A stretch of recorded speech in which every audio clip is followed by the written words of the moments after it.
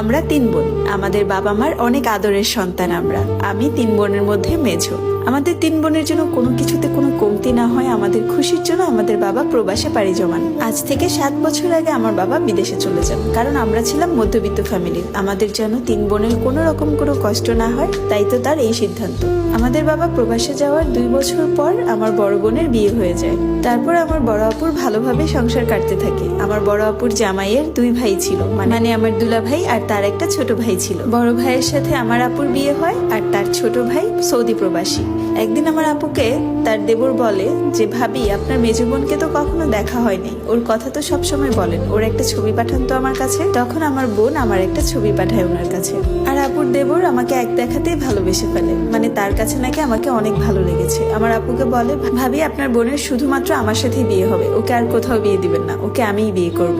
আর এতে আমার বড় আপুও রাজি ছিল, কারণ আমার আপুর চোখের মণি ছিলাম আমি। সে ভেবেছে একই বাড়িতে যদি 2 বোন থাকে তাহলে এর থেকে খুশির আর কি হতে পারে। তারপর আমার আপু আমাদের বাড়িতে বিষয়টা জানায়। আমাদের ফ্যামিলির লোকজনও রাজি ছিল আর বলেছিল যে আপুর দেবর বিদেশ থেকে আসলে আমাদের বিয়ে দিবে। তখন তো আর দেওয়া যেত না, কারণ তখন আমার বয়স মাত্র 13 বছর ছিল।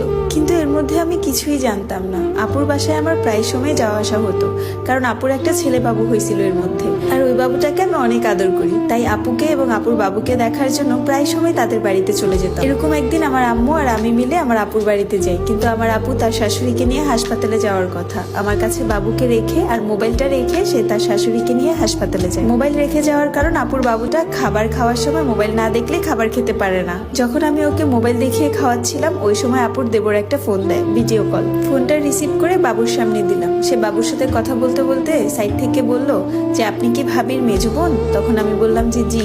তখন সে আমাকে বলে, আপনি জানেন আপনার সাথে কথা বলার জন্য আমি কত অপেক্ষায় ছিলাম, কতবারই না ভাবির কাছে বলেছি আপনার নাম্বারটা যেন দেয়। তারপর আমাকে বললো, আপনি তো আজকে বাসায় চলে যাবেন তাই না? আমি বললাম যে জি। সে বলল, আচ্ছা বাসায় যেয়ে আমাকে একটা কল দিবেন, আপনার সাথে অনেক কথা আছে, আর আপনার নামে একটা বিচারও আছে। তখন আমি একটু অবাক হলাম, আমার নামে বিচার? আমার নামে আবার কে বিচার দিবে? তারপর সে ফোনটা কেটে দেয়। বেশিক্ষণ আর কথা হয়নি, কারণ সেও ভয়ে ছিল, না জানি আপু আর আম্মু মিলে তাকে বকা দেয়। আর বেশিক্ষণ কথা বলাও যাচ্ছিল না, কারণ তার কাজের সময় হয়ে গেছে। বাড়িতে এসে আমার খুব আনচান লাগছিল, আমার নামে কে বিচার দিল তাকে? তাই তো তাকে একটা ফোন দেওয়ার চিন্তা করছিলাম। হঠাৎ করে মার ফোনটা হাতে নিয়ে 12:30টার দিকে তাকে একটা ফোন দিই, কারণ ওই টাইমে তার কাজ শেষ হয়। সে ফোনটা রিসিভ করলো। তারপর আমি তাকে জিজ্ঞেস করলাম, কেন বলেছেন ফোন দিতে? সে বলল, কেন বলেছি ফোন দিতে জানো? তখন আমি বললাম, কেন? সে বলল, তোমার আর আমার যে বিয়ে ঠিক হয়ে গেছে সেটা জানো? আমি তো আকাশ থেকে পড়লাম, কি বলে এই লোক, আমি তো এগুলো কিছুই জানি না।